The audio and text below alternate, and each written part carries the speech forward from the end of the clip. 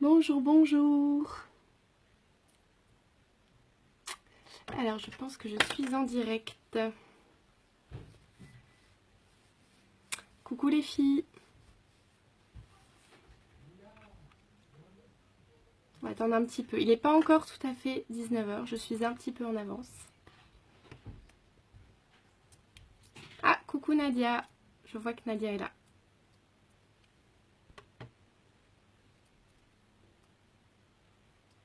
Coucou Anna. Hello. Ça va? Coucou Angélique. Bon, tout le monde se connecte petit à petit. Vous m'entendez bien ou pas? Est-ce que le son est bon de votre côté?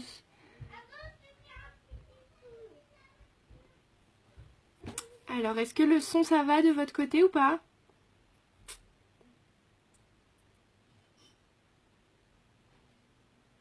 Ah, super. Super les filles. Bon, bah, contente que tout le monde soit au rendez-vous ce soir. Alors, donc vous demandez peut-être ce que je fais là. Coucou Jen. Alors, donc moi pour celles que j'ai pas eu le temps de rencontrer encore, donc je suis Alix, je suis styliste beauté chez Jolie Moi depuis novembre et je vais vous accompagner un petit peu sur la formation initiale notamment. Donc j'ai passé mon CAP esthétique l'année dernière. Et voilà, le but là de la formation initiale, c'est de vous donner un petit peu voilà, quelques astuces sur les types de peau, sur les routines beauté, sur l'attitude voilà, avec les clients. Donc ça va être fait en trois étapes. Et donc là, ce soir, on a 30 minutes pour pouvoir aborder le premier volet de la formation, qui est donc reconnaître le type de peau, la condition de peau, et après, comment faire le diagnostic. Donc, avec à la fois le Beauty Affinity et le diagnostic physique. Donc, voilà. Donc, si vous avez des questions, en tout cas, n'hésitez pas à les poser directement pendant le live. Hein. C'est vraiment le but pour qu'on puisse interagir. Voilà, si vous avez des questions, n'hésitez vraiment pas. J'essaierai autant que je peux d'y répondre. Donc voilà, donc on va commencer. Donc vous aurez le support écrit hein, sur l'espace formation. Donc là je vais vous parler de pas mal de choses et après vous aurez tout ça par écrit. Alors donc on va commencer par les différents types de peau. Donc déjà un petit rappel sur la peau. La peau c'est le plus grand organe du corps. C'est vraiment l'organe qui va protéger les tissus, qui va faire office de barrière en fait contre les micro-organismes, les agressions extérieures, le soleil, le vent, le froid. Donc c'est vraiment quelque chose qui va nous protéger. C'est un organe qui est aussi extrêmement sensoriel, puisque voilà, la peau elle capte des infos, la douleur, la température, la peau synthétise la vitamine D, elle régule la température corporelle et elle absorbe aussi certaines molécules. Coucou Dominique. Donc voilà, donc tout ça pour vous dire que voilà, la peau c'est vraiment un organe hyper important. On a tous et toutes des peaux différentes et c'est vrai qu'au moment de conseiller à vos clientes le type de produit, le type de soin qui lui convient, c'est bien d'avoir voilà, quelques infos, quelques clés pour pouvoir déterminer le type de peau et lui conseiller donc les produits qui seront vraiment le plus adaptés à son état. Donc voilà, est-ce que vous connaissez déjà les différents types de peau qu'il peut y avoir? Est-ce que vous avez déjà des choses un petit peu que vous avez déjà entendues ou pas? Alors je regarde si il y a des... Ah, Titi Chan n'a pas le son. Alors normalement ça fonctionne. Hop, voilà, j'ai mis au maximum. Donc en fait, il y a 4 grands types de peau. Voilà, Nadia, ah bah le premier que j'allais dire. Peau sèche, ouais, mixte, gras, effectivement. Donc là, vous avez peau sèche, peau mixte, peau grasse, et il en manque une. Et voilà, Bravo Nadia. Bravo, normal, c'est ça. Et après Amel, sèche grasse, mixte mature. Alors mature, on verra après que c'est plutôt un état de peau. Donc là, on va commencer par les 4 grands états de peau. Les 4 grands types de peau, pardon. Un type de peau, c'est quelque chose avec lequel vous naissez. Donc c'est vraiment génétique. Il n'y a pas grand-chose qu'on puisse faire voilà, pour changer son type de peau. C'est vraiment quelque chose qui est déterminé dès le départ. Donc le premier grand type de peau, c'est la peau sèche. Donc une peau sèche, c'est une peau globalement qui manque de gras, qui manque de lipides, qui produit pas assez de sébum et dont le film hydrolipidique est altéré. Alors petite parenthèse sur le film hydrolipidique, je ne sais pas si ça parle à tout le monde. Je vous ai fait un petit schéma tout à l'heure que j'ai fait exprès d'écrire à l'envers pour que vous puissiez le voir à l'endroit. Voilà, donc j'espère que vous voyez bien. Donc en gros, je vous ai rappelé les 3 couches qu'il y a sur la peau. Donc vous avez la première couche qui est l'épiderme. Donc là en fait c'est la surface de la peau, vous avez les poils là qui ressortent. Donc vous avez l'épiderme, le derme et l'hypoderme. En gros, pour vous faire simple, l'épiderme, c'est vraiment le toit, la protection de la peau, donc c'est ce qu'on voit à la surface. Ensuite, vous avez la charpente qui est le derme. Le derme, en fait, c'est ce qui va vraiment soutenir la peau. Donc c'est comme les mailles d'un filet et c'est vraiment ce qui va permettre à ce que la peau soit bien rebondie. Et souvent, quand on vieillit, c'est cette partie-là, en fait, qui est un petit peu altérée. Et la troisième partie, c'est la cave, moi ce que j'appelle le garde-manger. Donc en fait, c'est là où la peau va puiser toutes ses ressources. Donc là, vous avez vraiment voilà, la racine du poil, par exemple, hop, hop, qui traverse et qui ressort là. Le film hydrolipidique, il est à la surface de la peau. C'est en gros, c'est un mélange d'eau, de sébum, de sueur et ça permet vraiment de protéger la peau. C'est produit par les glandes sébacées. En gros, le film hydrolipidique, pour faire vraiment très simple, c'est le petit manteau de la peau. C'est vraiment la petite couche protectrice qu'il y a au-dessus. On en a partout sur le corps, sauf sur la paume des mains et la plante des pieds, où il n'y a pas de glandes sébacées. Donc voilà, pour revenir donc à la peau sèche, c'est une peau dont le film hydrolipidique est altéré, donc il ne fait plus office de barrière. Donc quand on regarde une peau sèche, on voit un teint plutôt terne, pas vraiment glowy, pas vraiment brillant, un grain de peau assez serré, des petites ridules, il peut y avoir des squames, donc des bouts de peau qui s'en vont, il peut y avoir des dartres. Donc des dartres, ce sont des plaques de sécheresse. Quand on touche une peau sèche, elle est rugueuse, elle est plutôt rêche. Et quand on demande à une cliente qui a la peau sèche, elle va vous dire bah moi j'ai la peau qui tiraille, qui est pas très confortable. Voilà. Donc on observe, on touche et on demande. Donc ça on reviendra après pour le diagnostic de peau. Donc voilà, pour la peau sèche, donc ce qu'il faut faire globalement c'est nourrir, la protéger et lui apporter du gras. Coucou Sab. Alors ensuite le deuxième type de peau, donc vous aviez toutes juste, c'était la peau normale. Donc c'est malheureusement le type de peau qui est le plus rare, de plus en plus rare, parce que bah voilà, on a tous des peaux qui sont un petit peu altérées par des facteurs extérieurs, voilà. Mais une peau normale, c'est une peau quand on observe une peau normale, elle a un grain de peau qui est vraiment uniforme, qui est lisse, il n'y a pas de pores apparents. Quand on touche une peau normale, elle est lisse, elle est douce. Et quand on demande à une cliente qui a une peau normale, elle va vous dire « Moi, j'ai pas spécialement de problème, non, ça tiraille pas, ça rougit pas. » Donc c'est vraiment, c'est super, c'est génial d'avoir une peau normale. C'est voilà, de plus en plus rare. Donc c'est une peau qui est très bien équilibrée et dont le film hydrolipidique, donc le petit manteau de la peau, fait bien office de, voilà, fait bien son boulot. Donc ça, l'objectif au final, c'est de maintenir cet état-là. Troisième type de peau, c'est donc la peau mixte. La peau mixte, c'est la combinaison de 2 types de peau. Donc en général, on a cette zone-ci, la zone des joues, et puis la zone T. une peau plutôt mixte à grasse sur la zone T et une peau plutôt sèche ou normale sur les joues. Donc quand on observe une peau mixte, on peut voir des petits pores dilatés sur la zone T, des petits boutons, des brillances, et au niveau des joues, pas rien de spécial, ou alors une peau un peu resserrée.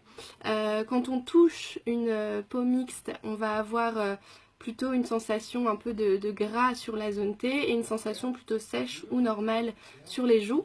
Et quand vous demandez à une cliente qui a une peau mixte, en général c'est une cliente qui a beaucoup de mal à trouver des produits qui les correspondent, parce que c'est compliqué justement de trouver une crème qui va réguler un petit peu tous les différents états. Donc c'est une cliente qui va spécialement avoir besoin de vos conseils dans ces cas-là.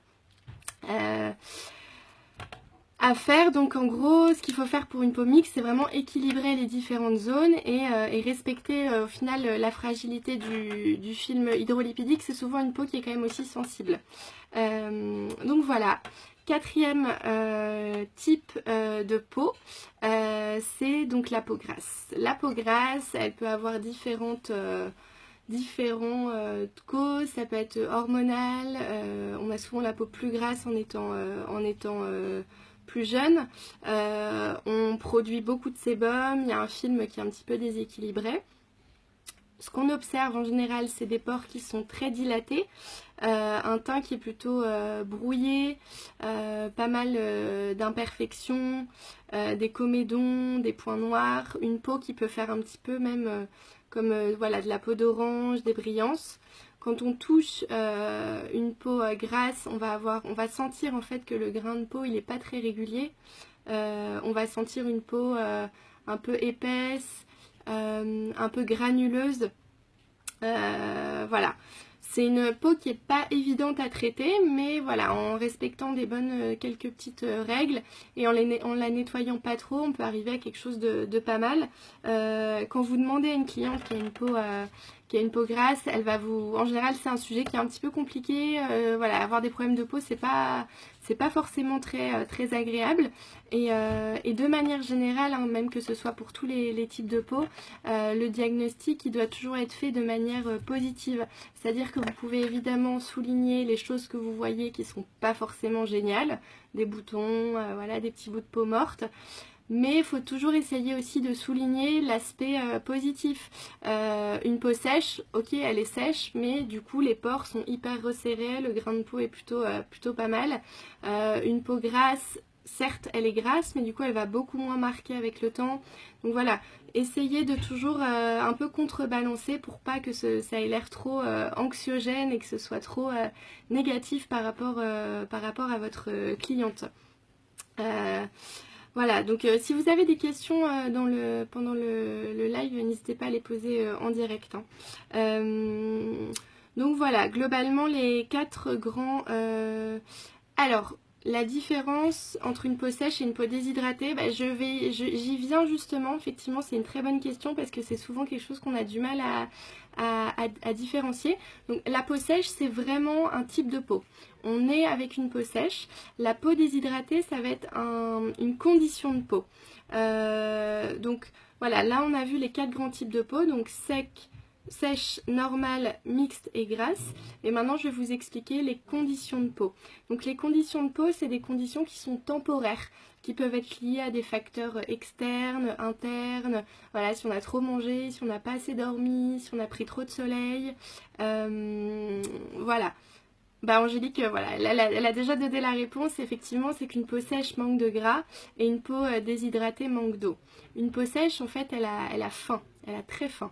Et une peau déshydratée, elle a très soif. Donc il faut savoir apporter la bonne nourriture et la bonne boisson. Condition, c'est état de peau. Tout à fait, les états de... c'est ça. Là, j'emploie le terme de condition, mais vous pouvez très bien aussi employer le terme d'état, c'est tout à fait correct. Donc dans les grandes conditions de peau, donc la première, ça va être la sensibilité, donc une peau sensible. Alors, quand on a une peau sensible, qu'est-ce qu'on va observer? On va observer une peau qui rougit, on va observer parfois des zones de sécheresse. Quand on va toucher une peau sensible, on va voir qu'elle réagit tout de suite, qu'elle va se mettre à rougir, à réagir immédiatement au toucher.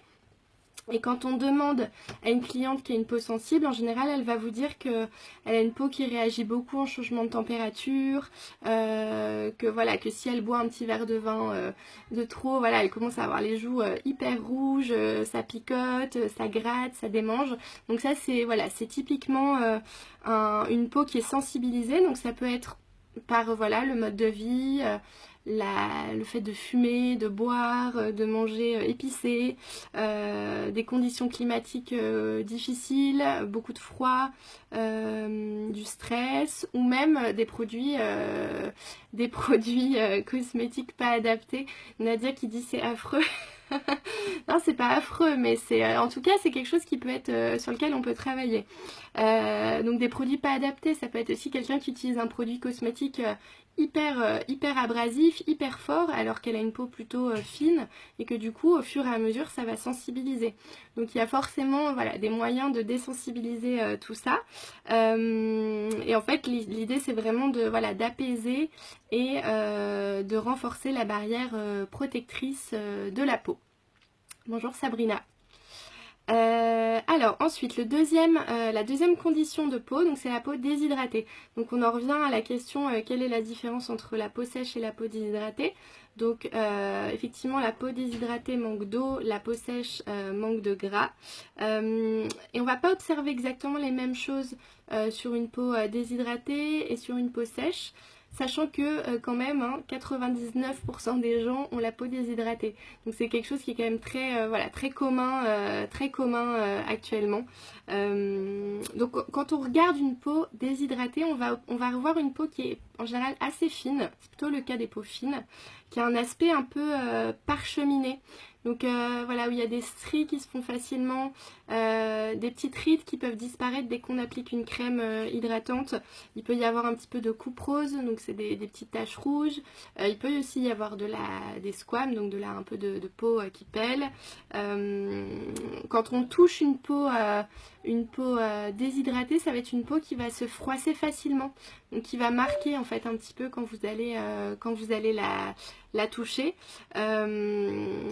En général, la cliente va vous dire que sa peau est inconfortable, même si souvent, effectivement, c'est difficile d'identifier quand on est soi-même cliente, si on a vraiment besoin d'eau ou besoin de gras. Donc le diagnostic, pour ça, il va être vraiment utile pour que vous puissiez aiguiller la personne sur le produit qui va lui convenir le mieux.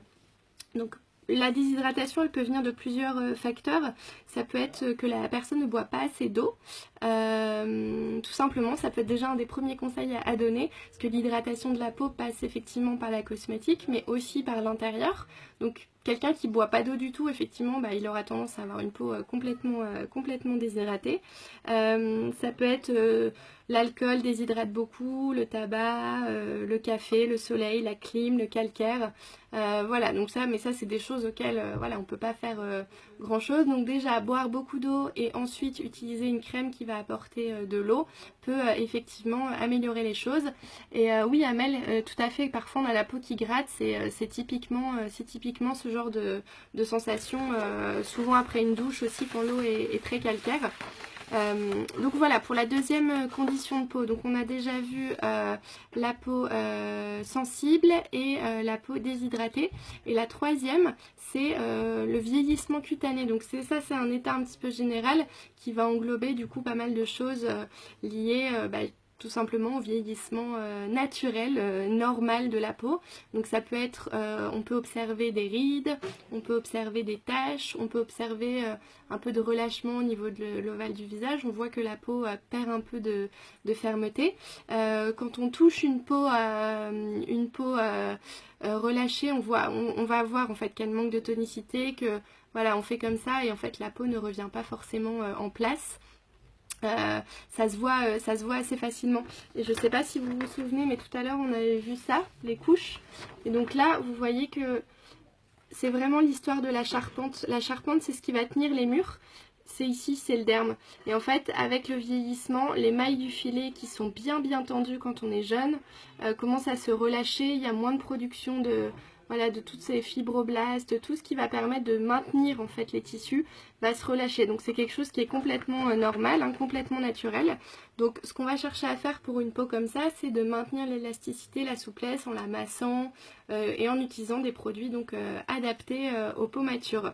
Voilà, donc pour les 4 grands types de peau et les 3 grandes conditions de peau. Après, il y a beaucoup d'autres choses que vous allez pouvoir voir sur des clientes qui peuvent être vous voyez, des petits grains. Je ne sais pas si vous avez déjà vu ça, des grains sous les yeux, des grains de milium. Il peut y avoir des grosses taches, vitiligo, psoriasis, tout ça. Bon, ça c'est quand même des choses qui sont très particulières et plus, je dirais, de l'ordre voilà, du dermatologue que de nous stylistes beauté. Mais en tout cas voilà, si jamais vous avez ce genre de cas, vous pouvez toujours conseiller à la cliente d'aller consulter un dermatologue si ça dépasse vraiment le cadre de ce qu'on s'est dit là. Donc voilà. Les grains de milium, en fait c'est des petits grains, je sais pas si vous avez déjà vu, il y a des gens qui ont ça, c'est des petits grains qui sont souvent liés à l'utilisation de cosmétiques exactement sous les yeux, de cosmétiques pas très adaptés.